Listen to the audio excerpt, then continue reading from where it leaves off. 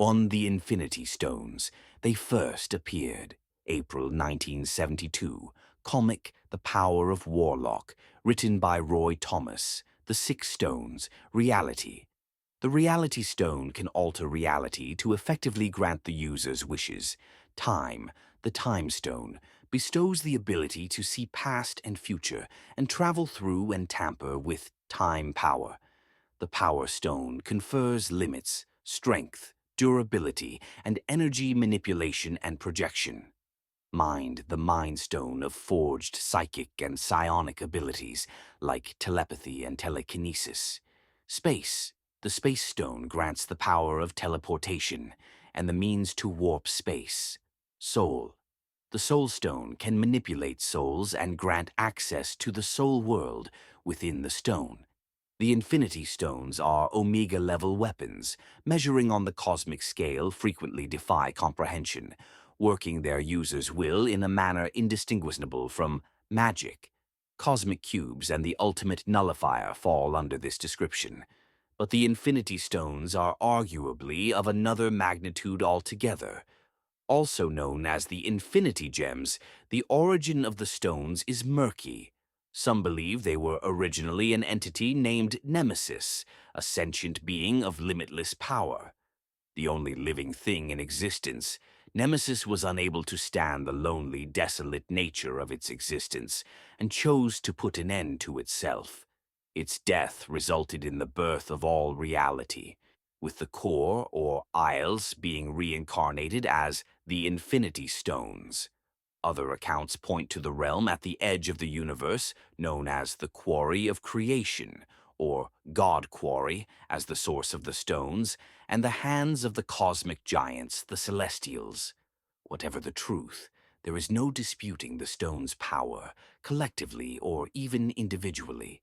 The first Infinity Stone to be discovered was the Soul Stone. The gem was owned by geneticist the High Evolutionary, who placed it on the brow of Adam Warlock, a newly reborn, genetically engineered perfect human, as a boon to protect him. Warlock learned something of the stone's abilities in his subsequent adventures, how he could use it to scan the thoughts of others, how it could transport souls to an idyllic soul world inside the gem. Gradually, other Infinity Stones were affording psionic abilities, the Power and Time Stones, allowing energy manipulation and the mastery of time, the Space and Reality Stones, unlocking the secrets of reality. But it was when Thanos of Titan embarked on a quest to bring all of the Infinity Stones together that their full potential was realized. Embedding them in an infinity gauntlet, Thanos used them to extinguish half of all life in the universe, a horrific act that could only subsequently be undone by the stones themselves. The Muramasa Blade. The Muramasa Blade first appeared in May 2006 within the comic Wolverine number 40, forged by an immortal blacksmith from whom the weapon takes its name. The Muramasa Blade is a bright red sword able to cut through almost any substance.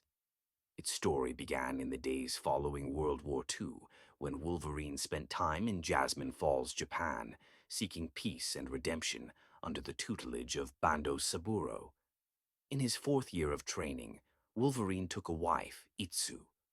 The couple were expecting their first child when Itsu was murdered by Bucky Barnes, at that point the brainwashed assassin known as the Winter Soldier. Seeking revenge, Wolverine allowed Muramasa to channel his rage into the blacksmith's masterwork, a sword greater than any the world had ever seen, the Muramasa Blade. Once his essence had been extracted, Wolverine was discarded by Muramasa, but decades later, with the memories that had been taken from him by the Weapon X program restored, he returned to claim the blade. Delighted that Wolverine was on a path of vengeance, the nefarious Muramasa presented Wolverine with the sword and instructed him to wield it like an angry god. Wolverine set about cutting a bloody swathe through the remnants of Weapon X, a mission that gave him cause to use the Muramasa blade multiple times. Opponents who felt the fury of the sword included one of Weapon X's hunter-killer SHIVA robots, which was sliced in two. Wolverine himself, when Captain America took the blade away from him, leaving a scar on his chest that resisted his healing factor, and the cybernetic mutant Omega Red, who was impaled by it. The sword was eventually destroyed, but when the X-Men were drawn into a contest with mutant champions from the other dimensional nation of Araco, Wolverine sought Muramasa out. He found the blacksmith in Hell, forging weapons for the mystical ninja clan, the Hand. Before the Hand dispensed with Muramasa once and for all, he used the fires of Hell to forge a new blade for Wolverine, the greatest sword in not just the world, but all the worlds. 3. The Ultimate Nullifier. The Ultimate Nullifier first appeared May 1966 in Fantastic Four, number 50, written by Stan Lee. With the methods, not necessarily the mechanics, of many weapons are fairly self-evident upon initial inspection. The means by which the Ultimate Nullifier operates is opaque, yet its purpose is clear: destruction on a universal scale. The Ultimate Nullifier's physical characteristics match its mysterious properties. Resembling nothing more sinister than a kitchen gadget, an electric can opener, perhaps, or some manner of baking thermometer, it is metallic and fits in the palm of the hand. That innocuous appearance is misleading, however, for it is one of the most terrifying pieces of technology in existence, a weapon of last resort. It was created millennia ago when the Watchers, the oldest species in the universe, shared their advanced technology with an early intelligent life form, the Priscillians. The Priscillians were a savage species, however, and used the Watchers' technology to try to conquer the universe, igniting what became known as the First War. In response, one of the Watchers, Emnu, who had warned his brothers not to share their gifts with the Priscillians, used all of the Watchers' knowledge to craft the perfect instrument of war, the ultimate nullifier. When Emnu fired the nullifier, 9/10 of the universe was obliterated. Planets, stars, galaxies, races. Of necessity, such a dangerous weapon must be kept secure, which is why the ultimate nullifier has often been locked away aboard Ta-2, the world ship belonging to Galactus, devourer of worlds. On occasion it has been liberated, however. During a cosmic conflagration known as the Infinity War, the hero Quasar attempted to use it to destroy the Magus, the dark future counterpart of adventurer Adam Warlock, but disintegrated himself instead. On another occasion, Franklin Richards, the son of the Fantastic Four's Reed and Sue Richards, threatened the embodiment of entropy, the griever at the end of all things, with the nullifier, even though using it would end everything. A chastened griever fled, leaving all present hugely relieved. Mjolnir first appeared in August 1962 in the comic Journey into Mystery Number 80, written by Stan Lee and Larry Lieberman. Of all the myriad weapons in the 10 realms, Mjolnir is surely the most fabled. An enchanted Asgardian hammer which bestows extraordinary powers upon its wielder, Mjolnir can only be lifted by those who are worthy, and worthiest of all is Thor, god of thunder. Millions of years ago, in need of a mighty weapon to strike down his enemies, the Asgardian Allfather Odin sought out the greatest smiths in Nidavellir, land of the dwarves, Eitri, Brock, and Buri. To craft the desired weapon, Eitri used the heart of a son to forge a mold and bless the weapon with magic and Odin's own power.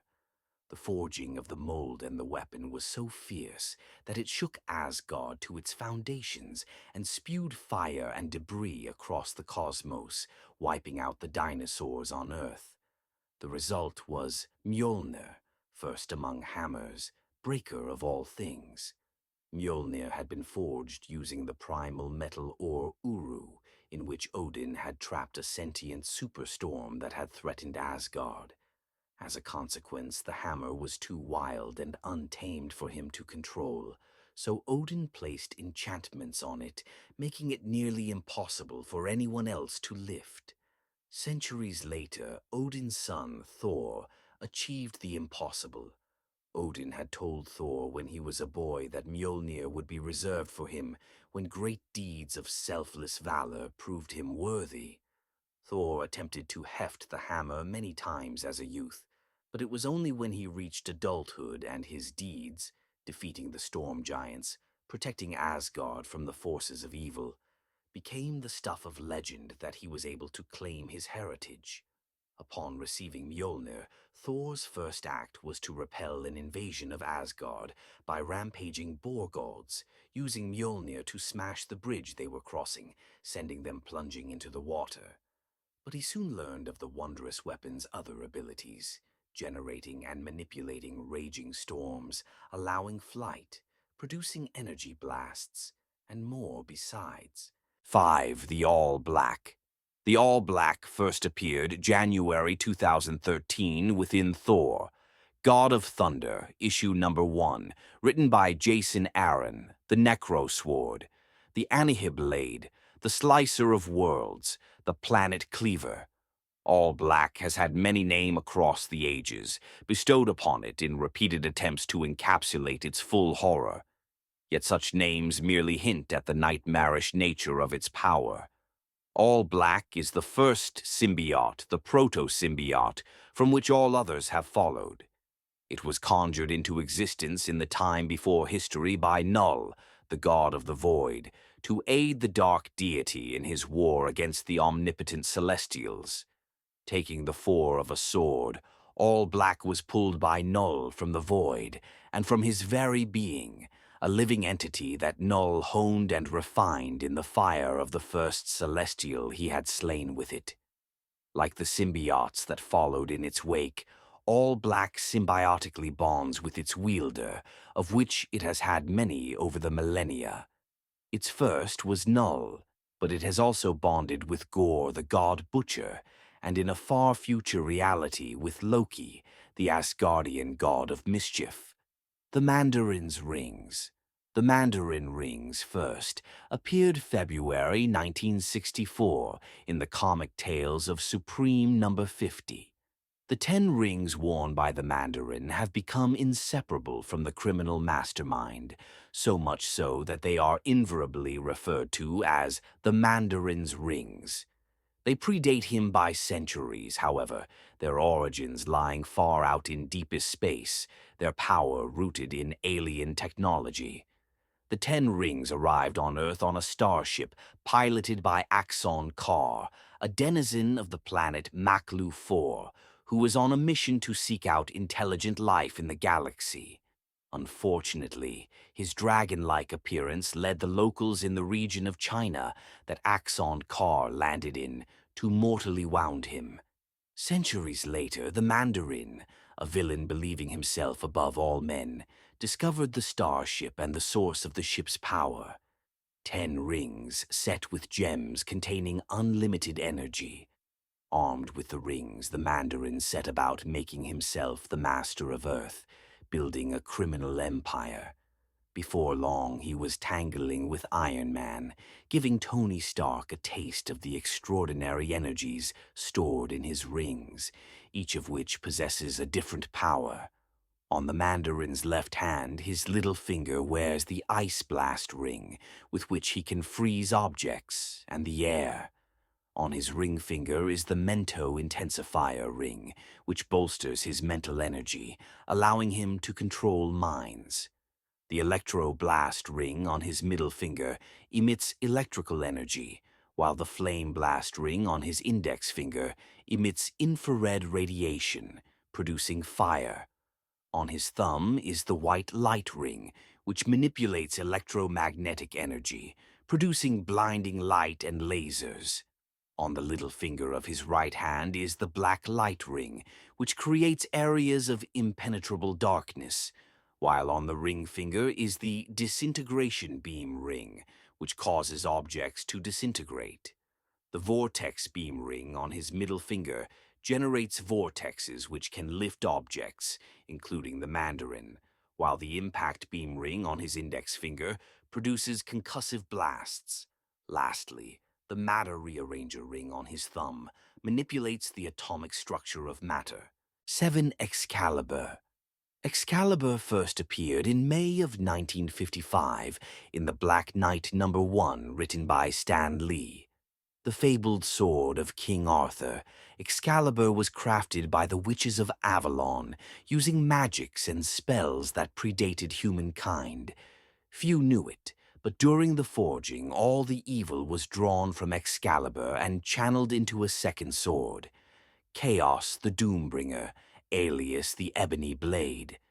Prior to coming into Arthur Pendragon's possession, Excalibur was intended to be the sword of his father, Uther, to be presented on the occasion of his coronation. Unfortunately, the knight who was tasked with bringing the sword to the ceremony, Sir Bran, was waylaid by a time-traveling Tony Stark, alias Iron Man. Together the pair fought the witch Aislinn, at one point using Excalibur to slay a dragon Aislinn had sent against them. But during the final battle with the witch's forces, the sword became embedded in a stone. Unable to extract it, Uther decided it should be left there until someone came along who could pull it out. Many noblemen tried to pull the sword from the stone, but when Uther died, it was his son Arthur who succeeded, just as the wizard Merlin, who had long advised the kings of Avalon, had planned. Merlin became Arthur's trusted advisor, guiding him in the founding of Camelot and the formation of the Knights of the Round Table, with Excalibur standing as a potent symbol of Arthur's might. For a time after the death of Arthur and the fall of Camelot, Excalibur was wielded by Sir Percy of Scandia, alias the First Black Knight, alongside its sister sword, the Ebony Blade.